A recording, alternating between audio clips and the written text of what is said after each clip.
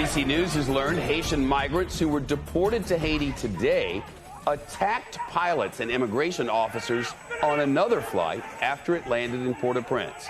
So the plane carrying single adult men were released from the aircraft to Haitian authorities on the airport tarmac. Then NBC News reports several of those men stormed another recently arrived jet carrying families.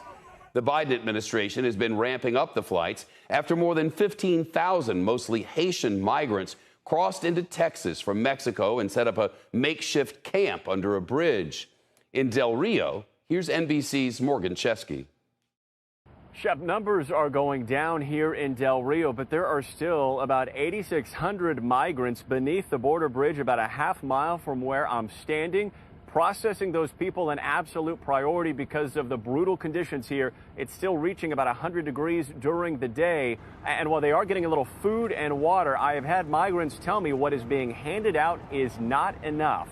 As it stands right now, we know that many of these migrants have been taken to nearby shelters and or processing centers. We had a chance to speak to one 25-year-old man who told us that he's on his way to Houston before hopefully connecting with family in Brooklyn. But he told us of the struggles beneath that bridge for the past week with his pregnant wife, saying that at one point he swam back to Mexico to buy enough food and water so that his family would be okay because he couldn't rely on what was being handed out by the government.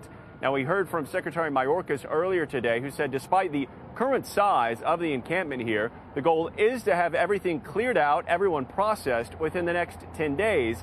However, when you see the sheer size of it still beneath that bridge, it remains to be seen if that will actually happen in the next week or so.